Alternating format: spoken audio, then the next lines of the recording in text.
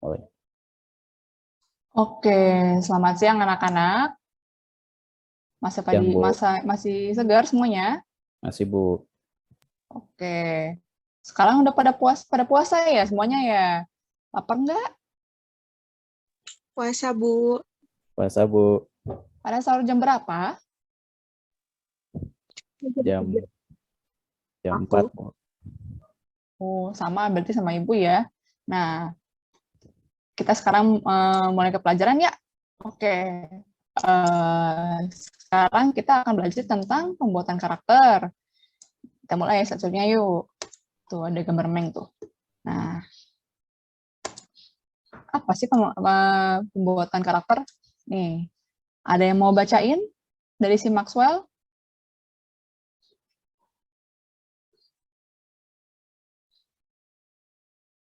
Atau Ibu tunjuk atau Ibu aja nih yang baca? Ibu tunjuk dah. Coba, ini kenapa muridnya yang on cam dikit kali? Yang on cam aja deh yang suruh baca ya. Coba, Siti Maryam bisa baca nggak tuh yang dari Maxwell? Apa itu pengertiannya?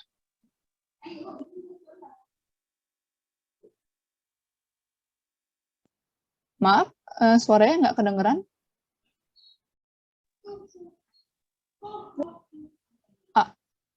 Lagi ada masalah audio ya. Oh ya udahlah. Coba kita ke Hasnan dulu. Bisa nggak nih apa? Bisa baca nggak nih definisi dari si Maxwell nih? Bisa, Bu. Jauh lebih baik dari sekedar perkataan, karakter adalah sebuah pilihan yang meningkatkan kesuksesan. Oke, betul ya. Nah, ini juga ada nih dari Kamisa. Sifat-sifat kejiwaan, akhlak, budi pekerti yang terlihat berbeda-beda dari orang lain. Lalu juga ada dari Wine, menandari bagaimana cara atau teknis memfokuskan penerapan nilai, kebaikan, ketindakan, atau perilaku. Lalu yang terakhir ada Doni Kusuma, ini yang orang lokal ya. Ciri, gaya, sifat, dan karakteristik dari seseorang dari bentukan atau tempaan dari lingkungan sekitar. Nah, kita lanjut ya. Ada yang tahu nggak nih siapa? Si Unyil. Nah, kedengaran tuh akhirnya si Mariam ya. Iya, ini si Unyil nih. Pada ketahuan udah pada tua ya umurnya ya. Iya. Si Unyil ini adalah salah satu desain karakter lokal dari Indonesia. Nah, walaupun bukan dua dimensi ya, kita udah tahu kan kalau Unyil tuh karakteristiknya coba kayak pakai apa pakai peci, pakai sarungnya diginiin. Kira-kira dari budaya mana ya kalau Unyil gini gaya bajunya? Ada yang tahu? Betawi, Bu. Nah, iya, ada Betawi ya. Berarti semuanya orang Betawi ya, hobinya makan dodol. Nah, desain karakter adalah proses visualisasi karakter yang disesuaikan dengan tema cerita. Dari nama, bentuk tubuh, gaya, gaya gambar, pose ekspresi, dan gaya busana tokoh ditentukan dari sini. Guna ada korelasi antar cerita dan gambar. Nah, kita bisa lihat kan ya dari visualisasi, berarti yang dari kita lihat ya. Ini bisa dilihat kalau sesuai dengan tema cerita. Tema cerita kita kan Unyil kan rata-rata kayak ngomongin soal budaya, di Indonesia itu ada apa aja ya. Makanya Unyil ini pakai bajunya baju Betawi nih kayak karena dia mencirikan salah satu budaya yang ada di Indonesia.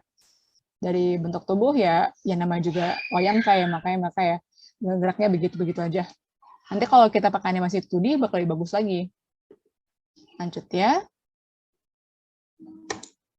Nah, berikut adalah contoh dari contoh desain karakter.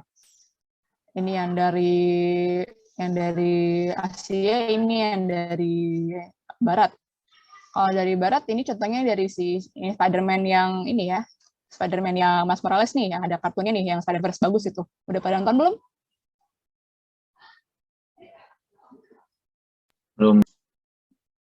Pencet.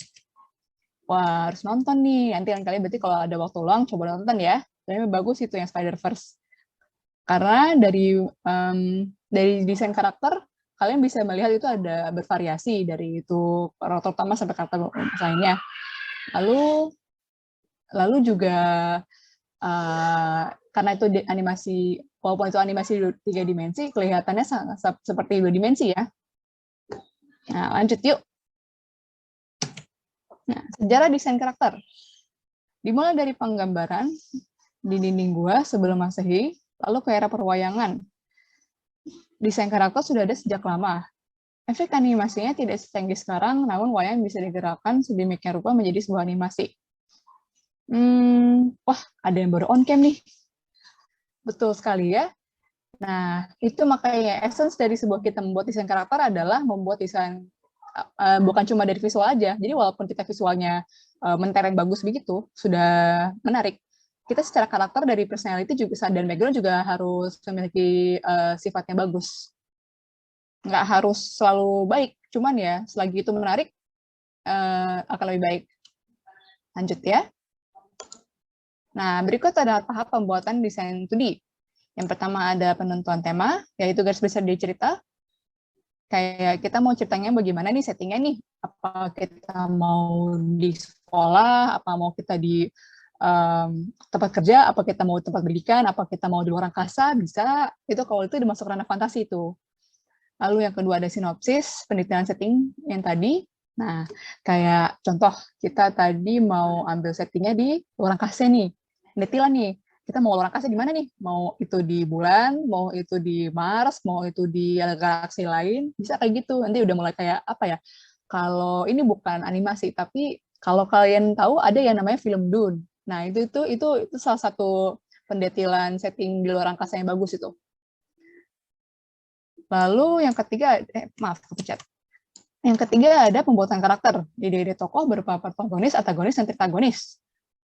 Yang protagonis, kita ambil contohnya film apa ya? Kayak ini kita bahas nanti habis ini, karena nanti bakal lebih detail lagi kita ngomong soal karakter-karakter ini. Lalu ada fase yang terakhir, fase produksi. Produksi adalah di mana kita akhirnya beneran membuat tahap-tahapan dari gambar-gambarnya itu. Ya kita udah mulai bikin karakternya, lalu kita mulai animasiin juga. Lanjut ya. Nah, ini dia, lebih enak nih. Klasifikasi karakter, tadi yang Ibu bilang ada protagonis dan kawan-kawannya itu. Kita ambil contohnya dari Dora ya. Film Dora pasti udah pada nonton semua ya. Nah, protagonis kita adalah Dora. Tokoh penting yang ditampilkan terus-menerus sehingga terasa mendominasi sebagian dari cerita. Coba, kira-kira ada nggak ya film Dora yang nggak ada Doranya?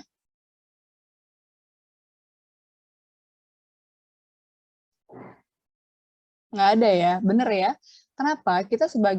Karena Dora sebagai tokoh protagonis atau tokoh utama wajib ada di sebuah cerita. Karena kalau dia tidak ada sebagai protagonis, dia nggak ada, dia udah nggak bisa dikatakan sebagai protagonis lagi.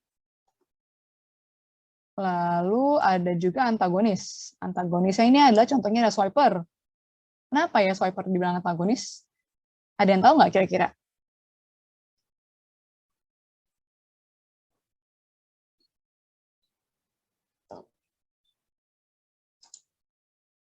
Nggak tahu ya. Wah, jarang nonton Dora nih. Kalau Swiper, kalau kita suka tonton ya, dia tuh suka mencuri barang-barangnya Dora. Nah, jadi nih si Swiper ini nih dikatakan kata antagonis karena dia adalah lawan dari Dora.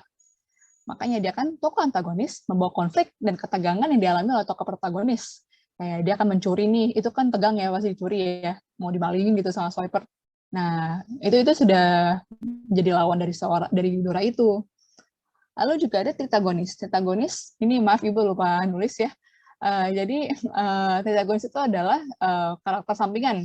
Jadi karakter itu bisa ada dan nggak ada, dan dia tuh bebas gitu mau datang atau enggaknya. Karena ya bukan karakter yang diutamakan. Lanjut ya. Nah, berikut ada aplikasi desain karakter. Pengaplikasiannya itu bagaimana sih? Contoh kayak TV ada The Simpsons, lalu kalau animasi ada Aladdin. Ini kalau iklan nih suka muncul ya di TV ya, si Dirk Metrisari. Lalu kalau maskot ada yang Zakumi nih, yang World Cup nih. Lalu ada kalau dari game yang dari FGO nih, si Mashu. Kalau komik ada dari Deadpool nih dari Marvel. Merchandise, barang-barang Hello Kitty banyak ya. Lalu juga ada action figure nih, contohnya nih si Gesha yang dari Ashley Woods. Lanjut. Berikut adalah proses kreatif. Yang pertama adalah gagasan tujuan, latar belakang perancangan karakter, B tujuan perancangan. Dua adalah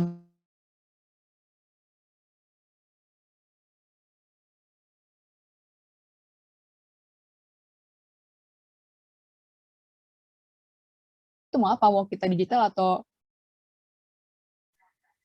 mau kita digital atau tradisional, dan atau mau kualitas bagus atau enggak. Lalu juga ada nih langkah-langkah desainnya nih, ada konsep psikologi karakter, ada desain bentuk tubuh, sketsa dasar, dan pembuatan ekspresi.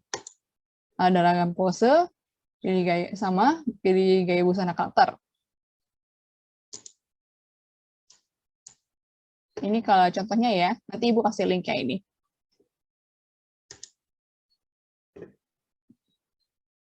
Nah, ini kalau bisa dilihat di headset saya, bisa kelihatan ini.